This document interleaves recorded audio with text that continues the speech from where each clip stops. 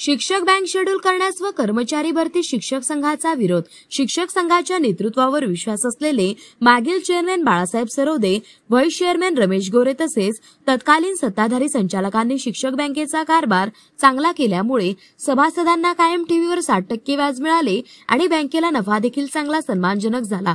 तरतुदींपेक्षा कमी खर्च करून सभासदांच्या भागभांडवलावर सभासदांना 60% पर्यंत लाभांश देणे शक्य होते. परंतु केवळ तत्कालीन चेअरमॅन बाळासाहेब सरोदे व व्हाईस चेअरमॅन गोरे यांच्या कार्यकाळातील नफा वाटणी असल्यामुळे सत्तेवर आल्यानंतर सध्याच्या तथाकथित नेतृत्वाने आपल्या नेहमीच्या सवयीप्रमाणे इतर अनावश्यक तरतुदीत वाढ करून सभासदांना 5% लाभांश देण्याचा निर्णय घेतला. परंतु यामुळे जिल्ह्यातील 11,000 सभासदांचा लाभांश 2% कमी करून विद्यमान सत्ताधाऱ्यांनी काय मिळवले हा प्रश्न महाराष्ट्र राज्य प्राथमिक शिक्षक संघाचे राज्य संपर्क नेते डॉक्टर संजय कळमकर आणि अहिल्यानगर जिल्हा प्राथमिक शिक्षक संघाचे जिल्हाध्यक्ष प्रवीण ठुबे यांनी शिक्षक बँक सत्ताधारी यांना विचारला आहे. शिक्षक बँक व विकास मंडळ यांच्या दिनांक 20 जुलै रोजी नियोजित वार्षिक सर्वसाधारण सभेच्या पार्श्वभूमीवर अहिल्यानगर येथे आयोजित पत्रकार परिषदेमध्ये ते बोलत होते. यावेळी रावसाहेब सुंबे, रावसाहेब रोहकले, आबासाहेब जगताप, अविनाश निभोरे, रमेश साबळे, सुनील बनवटे, राजेंद्र ठाणगे, नानासाहेब बडाक, सुरेश निवडुंगे, राजकुमार साळवे आदी मान्यवर संघ व पदाधिकारी यावेळी उपस्थित होते. प्रतिनिधी महेश कांबळे. जास्तीत जास्त काम करून घ्यावं असं इतर बँकांमध्ये सुरू असताना शिक्षक बँकेमध्ये मात्र कारण नसताना आता नोकर भरती करू नये असं आमचं स्पष्ट मत आहे. गेल्या 45 काम सभासद एवढीच सभासद गेल्या काही वर्षामध्ये कोणाच्याही ताब्यात जरी बँक असली तर आम्ही ते प्रकर्षानं टाळलेलं आहे नोकर भरती करणं, कारण त्यांनी वेतनाचा भार येतो, नफ्यावर परिणाम होतो. म्हणून आहे या कर्मचाऱ्यांमध्ये चांगल्या पद्धतीनं तंत्रज्ञानाच्या पद्धतीनं बँक चालवावी म्हणून चहा पानावर जर शेड्यूल बँकेचा मुद्दा मागे घेतला आणि जर नोकर भरती रद्द करत असले तर उद्या आम्ही निश्चितपणे चहा पानावर जाऊ. जनरल मीटिंग मध्ये गोंधळ होण्याचं कारण नाही, पण विरोध मात्र होईल या दोन मुद्द्यांना. एमडी रिटर्नचा पण नाही जाऊ दे, आता आपण ते सांगितलंय ते आता लगेच होणं शक्य नाही. ते जगताप नावाचे कोणतरी व्यवस्थापक भरले, ते का भरले ते आम्हाला पुढे ते एक ते जनरल मीटिंगला सांगतील. आणि गेल्या काही दिवसापासून असं व्हायला लागलंय जे संचालक कारभार करतायत तेच विरोधात आहेत, ते त्यांच्याच कारभाराला विरोध करतायत. म्हणजे काही वर बसले निघून जातात, काही खालचे वर जातात. तर हे याच्यामुळे सभासदाला कळत नाही काम कोणी केले, विरोध कोण करते. थोडस राजकारण यामध्ये नको. आपल्याला बँक चांगली चालवायची असेल तर सर्वांनी एकत्र येऊन चालवावी अशीच आमची सर्वांना विनंती राहील. हा अहवालाच्या मुद्द्याकडे थोडं लक्ष द्यावं, तो शुद्ध असावा, त्यातली आकडेवारीचा विषय तर नंतर आहे अशी आमची त्या ठिकाणी त्यांना विनंती राहील. न्यायालयीन खटले पुन्हा चालू होती, ते सगळे दोष आहेत त्याची पुढचे 5 वर्ष झाली चांगली व्याज झाली. चेअरमन 11% व्याज झाली. जवळजवळ 250 शिक्षकांच्या आंतरजिल्ह्यानं भरल्या झाल्या. त्यातल्या 60-70 लोकांचं कर्ज थकीत म्हणजे भरण्याची त्यांची ऐपत नव्हती, त्यांना तिथनं जिल्हा परिषदेने रिलीव्ह केलं. त्यांच्या याच्यातच होतं बदलीची कामगिरी.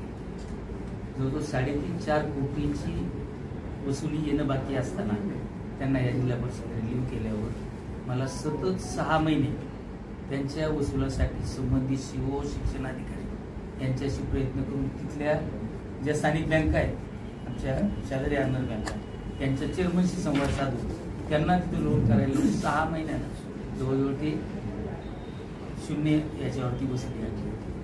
त्यामुळे बाहेरच्या राज्यात तुम्ही सभासद करणं हे नेमकं आपल्याला सभासद बाहेरच्या लोकांनी मागणी केली की आपल्याकडे नाही, कशासाठी बाहेर जायचं. आज बँकेची स्थिती जर तुम्ही पाहिली तर मी चेअरमन झालो त्यावेळेला 522 कोटीच्या ठेवी होत्या 2016ला. आजच्या ठेवी तुम्ही पाहिलं म्हणून 1350-1400 1500 मी अहवाल सुद्धा पाहिला नाही. कारण मी ज्या दिवशी बँकेतनं उतरलो त्या दिवशी नंतर मी पुन्हा बँकेत गेलो. आज मी येत नव्हतो, पण आता कळमकर जमिनीचं कणगावपासून पाठवून नाही बघू तुम्ही या. आरपीएस माझ्या काळातलं माझं आरपीएस एक आहे. स्टाफिंग पॅटर्नचं काय वाढत्यात बँकेत आमची जर बँक पाहिली आठवड्याला 5 किंवा 6 रोखे होतात आठवड्याला कर्ज रोखे, आणि दररोजची जी आहे येणं जाणं अशी 50 स्लिपा याच्यापेक्षा कुठल्याही शाखेत तुम्ही आता संचालक आहेत आमचे सुरेशजी, त्यांनी आता उद्या गेल्यावर या महिनाभरात किती लोकांनी कर्ज उचललं, म्हणजे दिवसाला किती रोखे आले, तर फक्त मॅनेजर, अकाउंटंट, कॅशियर आणि एक शिपाई एवढ्यावरती ही बँक चालू शकते. आणि स्टेट बँकेसारखं जर तुम्ही सकाळी 9 ते सायंकाळी 7 वाजेपर्यंत ते काम करतात, 4च लोकांवर काम करतात, गरज नाही. कर्मचारी भरण्याची आवश्यकता नाही. कर्मचारी भरल्यानं तर मग मला वाटत नव्हतं की मी चेअरमन 4 वर्ष होतो या बँकेच्या इतिहासात, कुणी 4 वर्ष चेअरमन राहिलं नाही. 9 महिने, 7 महिने, 10 महिने याच्यापेक्षा नाही. परंतु या बँकेचं आयित होईल असं एकही काम आपल्या हातून होऊ नये. सभासदांना मुळात तर बँकेच्या वार्षिक सभा नाही का, आता आमची वार्षिक सभा आली की लोकांच्या उत्सुकता असणार उद्या काय काय होतं. परंतु आपण तो पायंडा मोडला 16 साली. 4 वर्ष सातत्यानं मिटिंग शांततेत घेतली. विरोधकांनी किती गोंधळ घातला तरी गोंधळात सभा संपवायची नाही. तर आपण जे केले ते सभासदांपर्यंत गेलं पाहिजे या भावनेनं जे चांगलं काम केलं ते लोकांपर्यंत मांडण्याचा प्रयत्न. स्वागत करतो आणि आजच्या पत्रकार परिषदेला उपस्थित असणारे आमच्या राज्याचे मुख्यमंत्री राष्ट्रीय अध्यक्ष आबासाहेब संपर्क नेते संजय कणकर सर आणि राष्ट्रीय कार्यकारी सदस्य मंडळाचे अध्यक्ष सुरेश डोळे तर आणि उपस्थित सर्व संघाचे आणि मंडळाचे कार्यकर्ते.